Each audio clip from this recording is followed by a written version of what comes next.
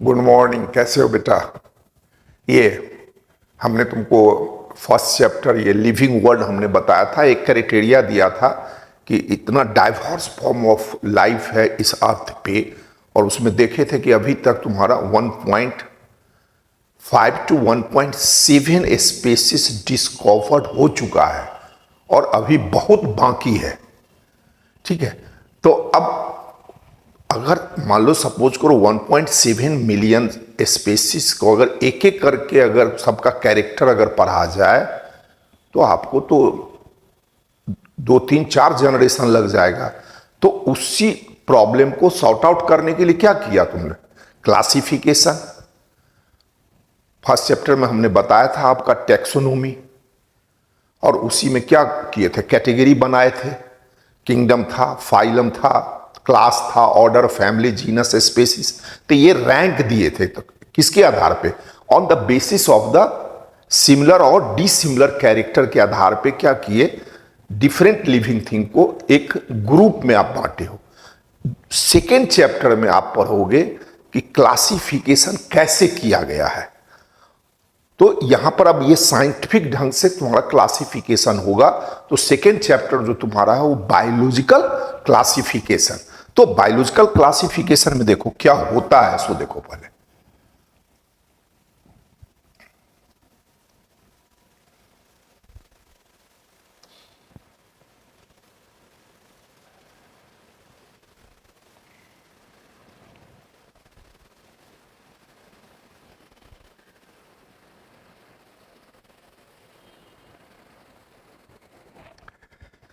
अब देखो यहां पर शुरू में जो भी साइंटिस्ट था या फिलोसफर था, तो उस समय साइंस उतना डेवलप नहीं था। तो कुछ कैरेक्टर देख के, कुछ मार्फोलॉजिकल कैरेक्टर देख के क्या करता था? लिविंग थिंग को क्लासिफिकेशन करने की शुरू किया। तो सबसे पहले क्या हुआ कि टोटल जो तुम्हारा लिविंग वर्ल्ड है उसको 2 किंगडम सिस्टम में बांटा, फिर 3 किंगडम सिस्टम आया। तो जैसे जैसे तुम्हारा साइंस डेवलप होते चला गया तो क्या हुआ? किंगडम की संख्या भी क्या हुआ? बढ़ते चला गया। फिर 3 किंगडम सिस्टम आया, फिर तुम्हारा 4 किंगडम आया, और लास्ट में क्या आया? तुम्हारा 5 किंगडम क्लासिफिकेशन आया। ठीक है, और उस 5 किंगडम जो अभी लेटेस्ट जो हम लोग पढ़ते हैं 5 किंगडम क्लासिफिकेशन, उसमें वायरस, वायरोइड्स और लाइकन को इंक्लूड नहीं किया। नीट में ये क्वेश्चन बन सकता है कि 5 किंगडम क्लासिफिकेशन में जो साइंटिस्ट था R.H. Whittaker, why not they include virus, viroids and lichens? उसको इंक्लूड नहीं किया। अब अभी तक भी उसको कोई एक पर्टिकुलर किंगडम नहीं दिया गया है। अब यहां पर जो आप क्लासिफिकेशन करते हो तो देख लो, क्लासिफिकेशन 2 तरह से होता है। एक होता है तुम्हारा आर्टिफिशियल क्लासिफिकेशन, जिसमें कुछ कैरेक्टर को देखते हो, कुछ मार्फोलॉजिकल कैरेक्टर। मार्फोलॉजिकल मतलब क्या हुआ? एक्सटर्नली आप देख के आप क्लासिफाई कर देते हो कि हाँ ये प्लांट है, ये एनिमल है। फिर आया तुम्हारा नेचुरल सिस्टम ऑफ क्लासिफिकेशन। तो इसमें क्या हुआ? एक से अधिक कैरेक्टर को इंक्लूड करके क्या किया? लिविंग थिंग को क्लासिफाई किया। ठीक है, तो 2 सिस्टम होता है क्लासिफिकेशन का, देख लो। एक है तुम्हारा आर्टिफिशियल सिस्टम। इसमें क्या होता है? Few characters for the classification. Classification सब आदमी समझ रहे हो, ग्रुपिंग करना है on the basis of the character. और दूसरा होता है तुम्हारा नेचुरल सिस्टम। ये देखो, इसमें क्या होता है? मोर कैरेक्टर लिया जाता है, एक कैरेक्टर से नहीं हुआ। सबसे पहला जो साइंटिस्ट था जो लिविंग थिंग को क्लासिफाई किया, वो कौन था? एरिस्टोटल। ये याद रखना है। ये फर्स्ट ऑफ ऑल अटेम्प्ट किया था। अटेम्प्ट इनटू क्या किया? प्लांट और एनिमल को 2 कैटेगरी में बांटा। और ये भी एरिस्टोटल जो है वो on the basis of the morphological character. फिर उसने प्लांट को क्या किया? On the basis of the size उठाया, छोटा, मिडिल, बड़ा। तो प्लांट को क्या किया? 3 कैटेगरी में बांटा। देखो, herbs, shrubs and tree. Herbs हो गया सबसे स्मॉल, जैसे तुम्हारा ग्रास हो गया, सॉरी हर्ब्स हुआ। सर्ब्स हो गया मिडिल में, न छोटा न बड़ा। और सबसे बड़ा तो उसको क्या कर दिया, ट्री। उसी तरीके से एनिमल को क्या किया, दो कैटेगरी में बांटा, एक animal which have read blood और एक एनिमल जिसमें रेड ब्लड नहीं होता था। तो ये दो देखो, एक एनिमल को दो कैटेगरी, एक रेड ब्लड और दूसरा नॉन रेड ब्लड में। फिर उसके बाद देख लो, अब थोड़ा सा और आगे जैसे जैसे समय पास होते गया तो साइंटिफिक ढंग से जो क्लासिफिकेशन शुरू हुआ, तो दूसरा जो एक सिस्टम देखो ये आया, two kingdom system of classification, जिसमें दो ही कैटेगरी बांटा, एक प्लांटी और दूसरा एनिमिला। और ये कार्ल लिनियाज, ये याद रखना है, कार्ल लिनियाज, ये साइंटिस्ट पूछ देता भैया, पीआईक्यू यहां से बनता है। और ये जो क्लासिफिकेशन किया तुम्हारा on the basis of a few character, artificial ही होगा, सेल वॉल के आधार पे। तो प्लांट, सब आदमी पढ़े हो, प्लांट में सेल वॉल होता है, एनिमल में सेल वॉल नहीं होता है। तो ये दो कैटेगरी किया। तो यहां पर भी कंफ्यूजन क्या हुआ कि प्लांट में एक फंजाई भी होता है, वो हेट्रोट्रॉफ होता है, लेकिन उसको यहीं पर रखा, प्लांटी और एनिमिला में। फिर आगे बढ़ा तो थ्री किंगडम आया तुम्हारा, और ये साइंटिस्ट था अर्नेस्ट हैकेल। ये याद करना है, यहां पर देख लो, ये पीवाईक्यू बन सकता है। देखो तो क्या किया, ये जो कार्ल लिनियाज था उसमें एक नया किंगडम लाया तुम्हारा, ऐड किया, प्रोटिस्टा। फिर देखो उससे आगे बढ़ा तो फोर किंगडम आया, ये कॉपलैंड साइंटिस्ट था, और उसने क्या किया, एक और किंगडम जोड़ा, मोनेरा। देख लो, उसके बाद आया फाइव किंगडम क्लासिफिकेशन, और ये सब माने सबसे मॉडर्न है फाइव किंगडम, जिसमें क्या किया, ये एक नया किंगडम जोड़ा, फंजाई, और वो साइंटिस्ट था तुम्हारा आर.एच. वेटकर, ये 1969 में। लेकिन इस फाइव किंगडम क्लासिफिकेशन में ये वायरस, वायरोइड्स एंड लाइकेन नहीं इंक्लूड किया गया है। तो यहां एक क्वेश्चन तुम्हारा पीआईक्यू बनता है बेटा, ये ध्यान देना, ठीक है। फिर आगे बढ़ा तो सिक्स किंगडम तुम्हारा क्लासिफिकेशन आया, उसमें तीन डोमेन्स बना, जिसमें क्या किया, देख लो, ये किंगडम मोनेरा को जो है डिवाइड कर दिया इनटू, देखो, आर्कीबैक्टीरिया, यूबैक्टीरिया एंड यूकैरियोट्स को। तो ये सिक्स किंगडम आ गया। मेनली जो तुमको पढ़ना है वो फाइव किंगडम क्लासिफिकेशन। ये जो फाइव किंगडम जो क्लासिफिकेशन किया था, तो इसका बेसिस क्या था, ऑन कौन कौन सा क्राइटेरिया, कौन कौन सा कैरेक्टर ये लिया, और उसी कैरेक्टर पे क्वेश्चन पूछता है तुम्हारा नीट में, ठीक है। तो डिटेल में तुम्हारा यही आर.एच. वेटकर का क्लासिफिकेशन पढ़ना है, यानी फाइव किंगडम। तो ये फाइव किंगडम में क्या क्या आया, ध्यान से देखना, Monera, Protista, Fungi, Plantae and Animalia. Plantae और एनिमिला का ब्रॉड में पढ़ोगे, थर्ड चैप्टर और फोर्थ चैप्टर है। फोर्थ माने ये थर्ड चैप्टर जो है वो प्लांट क्लासिफिकेशन है, और फोर्थ चैप्टर जो है वो एनिमल क्लासिफिकेशन है। तो थोड़ा सा देखो कि ये जो फाइव किंगडम जो क्लासिफिकेशन जो आर.एच. वेटकर किया था, तो इसका बेस क्या था, किस आधार पे, कितने कैरेक्टर को ये इंक्लूड किया था, और उस कैरेक्टर के आधार पे इसने क्या किया, टोटल एनिमल को, सॉरी टोटल एनिमल नहीं, टोटल लिविंग थिंग को वो फाइव किंगडम में बांट दिया, ठीक है। जिसमें फिर से हम बोल रहे हैं, वायरस, लाइकेन, वायरोइड्स को इंक्लूड नहीं किया। बार बार बोल रहे हैं, यहां से क्वेश्चन बेटा बन सकता है, समझ रहे हो मेरी बात, बोलो कोई दिक्कत।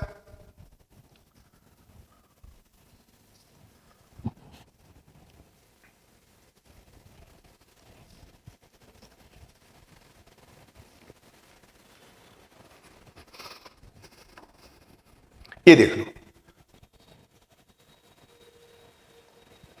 फाइव किंगडम क्लासिफिकेशन देखो, आर.एच. वेटकर, देखो ये क्राइटेरिया क्या क्या लिया, देखो क्या कहता है, the main criteria for classification क्या क्या लिया। पहला लिया सेल स्ट्रक्चर, आप 9th क्लास में पढ़े होंगे सेल स्ट्रक्चर। दो तरह का सेल होता है, एक होता है प्रोकैरियोट्स और एक होता है ईओकैरियोट्स। प्रो मीन्स होता है प्रिमिटिव, पहले का जो सेल था, तो उस सेल में जो न्यूक्लियस था वो नंगा था, विदाउट द न्यूक्लियर मेम्ब्रेन, यानी न्यूक्लियस ऑर्गेनाइज्ड नहीं था, that nucleus diffused with the cytoplasm. Nuclear membrane नहीं था। तो उस न्यूक्लियस में जो जेनेटिक मटेरियल है, चाहे वो आरएनए हो या डीएनए हो, क्या होता था, साइटोप्लाज्म के साथ डिफ्यूज रहता था। तो वैसे सेल को कहा जाता है प्रोकैरियोट्स। ईओकैरियोट्स, ईओ मीन्स होता है एडवांस। अब जो सेल आया तो क्या देखता है कि न्यूक्लियस के ऊपर एक बाउंड्री बन गया, न्यूक्लियर मेम्ब्रेन। तो अब क्लियर कट डिमार्केशन आ गया कि न्यूक्लियस और साइटोप्लाज्म में। प्रोकैरियोट्स में नहीं। तो एक बेसिस ये लिया तुम्हारा सेल स्ट्रक्चर। फिर देखो क्या लिया, बॉडी ऑर्गेनाइजेशन। ध्यान से देखना, बॉडी ऑर्गेनाइजेशन का मतलब क्या हो गया कि देखोगे लिविंग थिंग एक सेल का भी होता है और एक से अधिक का भी होता है। तो उस बॉडी ऑर्गेनाइजेशन के आधार पे क्या किया, पूरे लिविंग थिंग को दो भाग में बांटा, एक यूनिसेलुलर, दूसरा मल्टीसेलुलर। हम लोग मल्टीसेलुलर में आते, जो भी आप देखते हो वो सब मल्टीसेलुलर है। यूनिसेलुलर जो होता है वो माइक्रोस्कोपिक होता है। हाँ जी, बैक्टीरिया यूनिसेलुलर में आवेगा।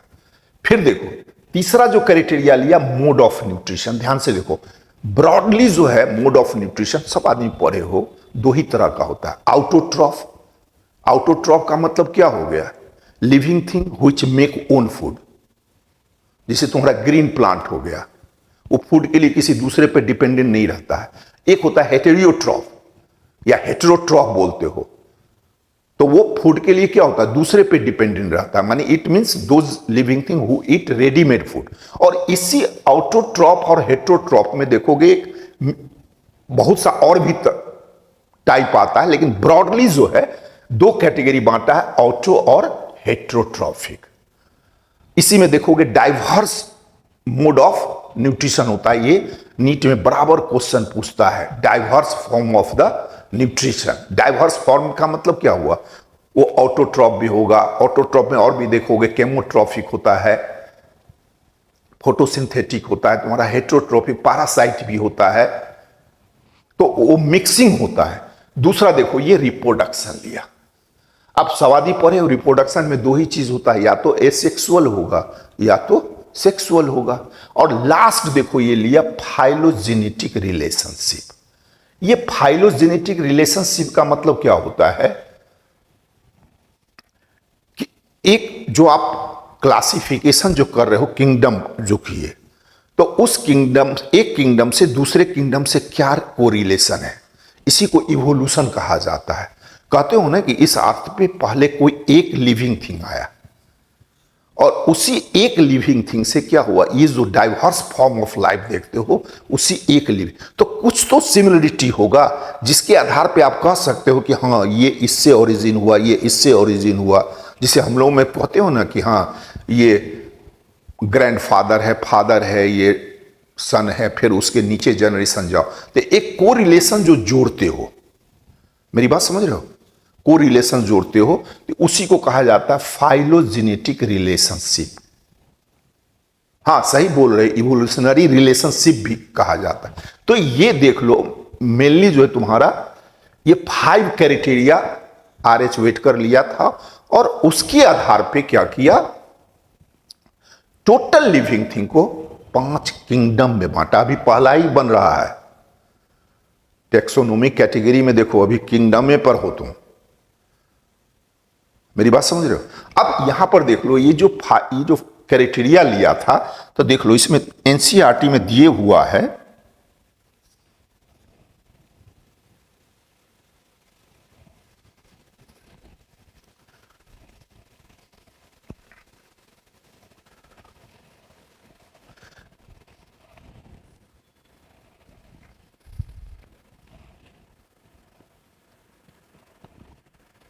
ध्यान से देखना बेटा, ये आपके एनसीईआरटी में देखना दिया हुआ है और इससे बहुत सा पीआईक्यू बनता है, नीट में बड़ी क्वेश्चन इससे बनता है, ध्यान से देखना। अब देखो ये जो कैरेक्टर लिया देख लो, सबसे पहला लिया सेल टाइप। अभी हमने बताया था सेल टाइप दो ही होगा, या तो प्रोकैरियोट्स होगा या ईओकैरियोट्स होगा। तो प्रोकैरियोट्स में देखो पहला आया मोनेरा, और ईओकैरियोट्स में देखो ये प्रोटिस्टा भी हो गया, फंजाई भी हो गया, प्लांटी भी हो गया और एनिमिला भी हो गया। ये सब ईओकैरियोट्स है। तो कुछ तो रिलेशन लिंक होगा यूकैरियोट से। ठीक है, फिर देखो सेल वॉल देख लो। अब सेल वॉल जो होता है तुम्हारा, सेल मेम्ब्रेन जो आप पढ़े हो, प्लाज्मा मेम्ब्रेन, सेल जब पढ़ते हो ध्यान से देखो, ये हो गया न्यूक्लियस, ये हो गया सेल मेम्ब्रेन, क्या हो गया यार,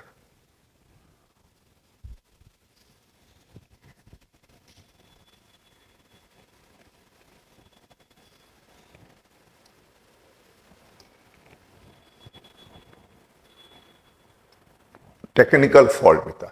ये सेल मेम्ब्रेन, देखो सेल मेम्ब्रेन जो बोलते हो, जिसको प्लाज्मा मेम्ब्रेन, ये कॉमन होता है।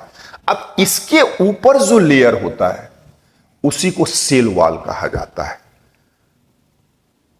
अब देख लो यहां पर मोनरा में क्या कहता है, ये नॉन सेलुलर होता है और ये बना होता है पॉलीसैकेराइड प्लस एमाइनो एसिड, ये आपका पीआईपी बनता है। प्रोटिस्टा में देखो क्या होता है, कुछ में प्रेजेंट होता है सेल वॉल, मैक्सिमम में नहीं होता है। फिर देख लो फंजाई में प्रेजेंट बट विदाउट सेलुलोज, यहां पर क्या होता है पैक्टिन, याद रखना, ये आपका नीट में क्वेश्चन बन सकता है, पैक्टिन होता है, सेलुलोज नहीं होता है। प्लांटी में क्या होगा, वो सेल वॉल क्या होगा, सेलुलोज का बना होगा।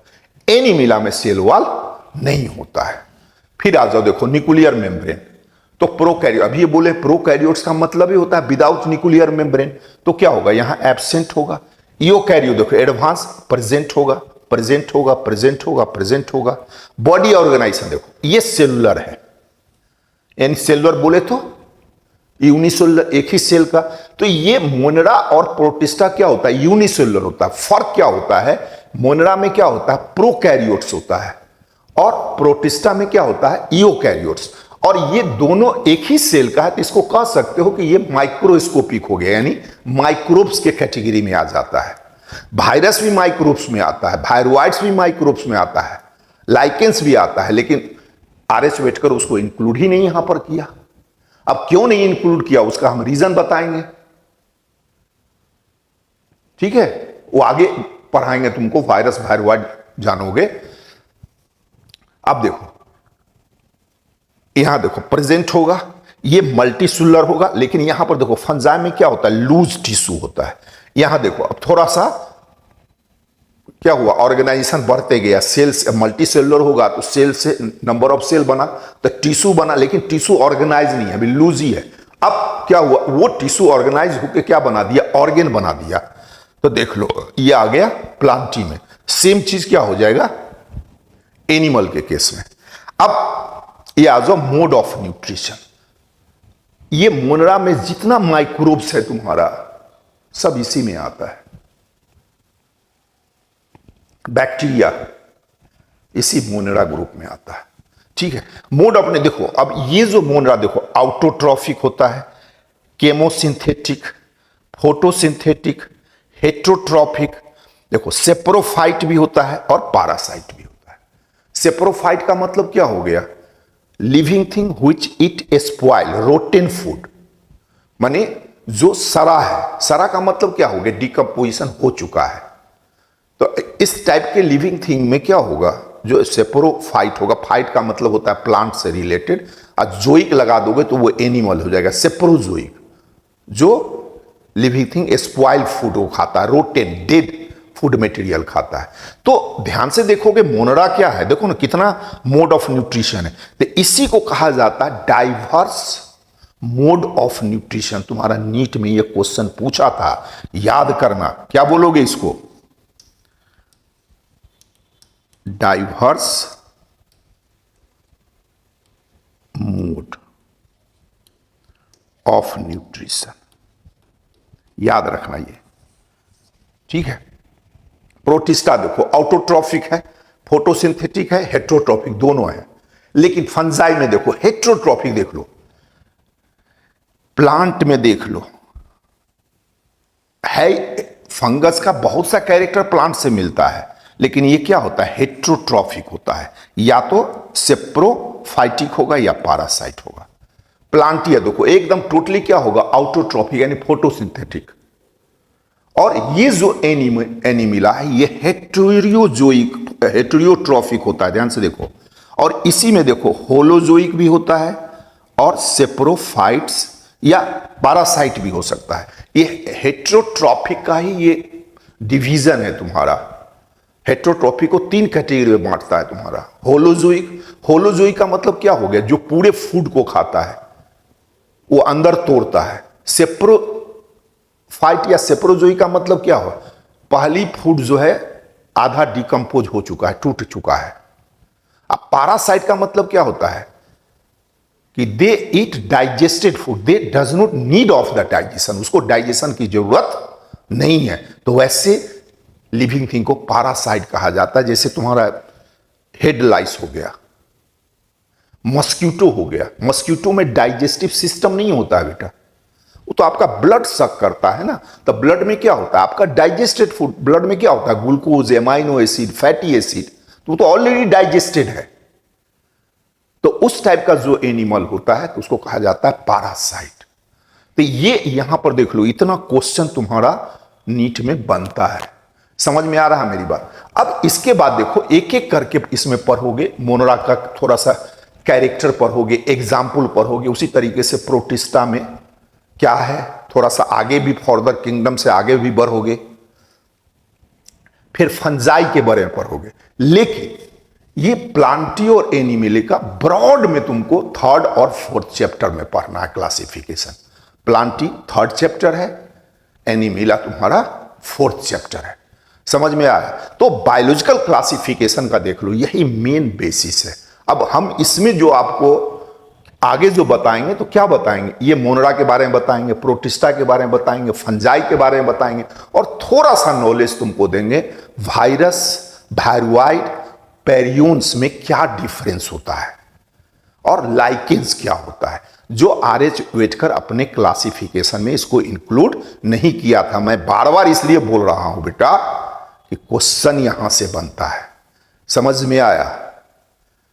और ये ऑक्सीजन कैरियर इंस्टीट्यूट आपको सबको मालूम है, 15 से आपका ये बैचेज स्टार्टेड है। धुरंधर टीचर सब है। एक ब्रांच इसका बाजार समिति में है, एक ब्रांच तुम्हारा कहां पे है, जल्दी बोलो, नया चोला कुम्हरार में है। आप जल्दी रजिस्ट्रेशन कराइए। और बैच मैंने 15 से स्टार्ट है, तो छूटना नहीं चाहिए आपका क्लासेस, और एकदम गारंटी है। समझ में आया। ओके।